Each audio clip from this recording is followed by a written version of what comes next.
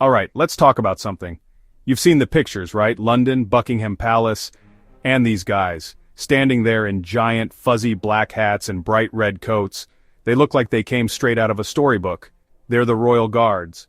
And they are famous for one thing, not moving, not a muscle, not even a twitch.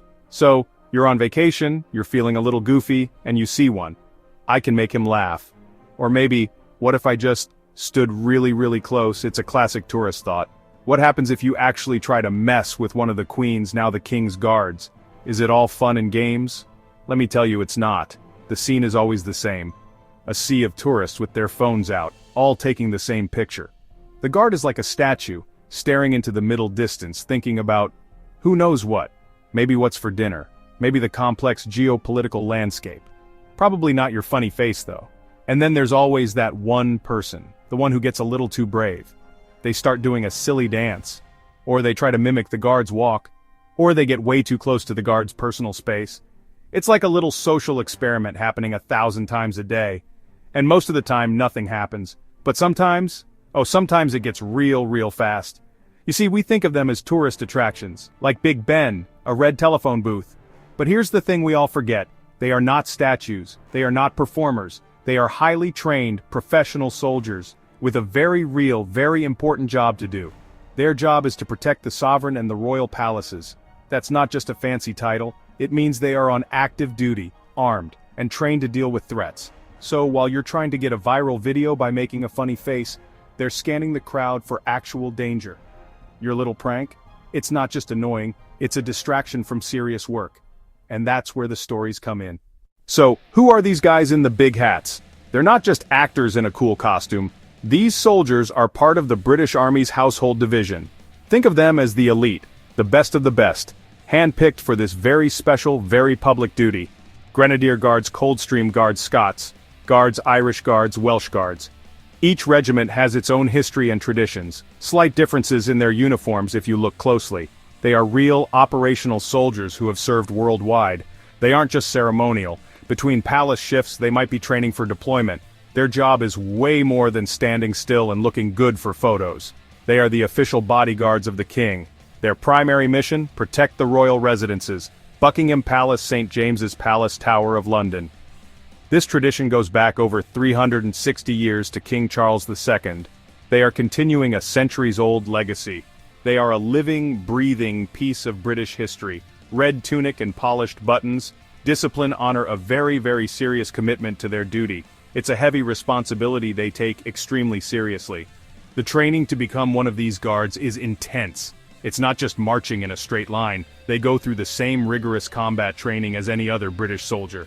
They must be experts with their weapons, physically fit, mentally tough. Then, they learn the ceremonial drills. The hours and hours of standing perfectly still. Rain, snow. Blistering heat. They're out there. Imagine standing perfectly still for hours while thousands stare. It takes discipline most of us can't fathom. It's a test of physical and mental endurance. You're not looking at a theme park character, you're looking at a member of one of the most respected military units in the world. Okay, the big question. Why are they so serious? Why can't they just crack a smile? Your uncle told a hilarious joke, you did the world's best robot dance. Nothing. Not even a smirk. Is it a rule? Yes, it is a very strict rule. The guards are on duty. Part of that duty is to maintain absolute discipline and professionalism. Their blank expression is a core part of the uniform. It represents unwavering focus. A guard who is laughing or getting distracted is not paying attention. In their line of work, attention can be life or death. Think about it from their perspective. For hours they face a barrage of attempts to break character. People make funny faces, tell jokes, whisper silly things, try to start conversations. If they reacted to everyone, they'd never get their job done. Their shift would be spent interacting, not guarding. The volume of people makes engaging impossible, so they're trained from day one to tune it out, to become a wall of impassive focus. It's a mental skill as important as physical training. This self-control is legendary. Stories say guards stood still while a wasp crawled on their face. They don't flinch, they don't move. Moving without orders is a breach of discipline. Breaches in the household division aren't taken lightly. Consequences can be serious, fines, extra duties. Commanding officers are watching. Alright, let's get into the good stuff, the stories. Seriously, There are just so many videos of this online, but one classic example involves the horses. The horses of the household cavalry are just as disciplined as the soldiers who ride them.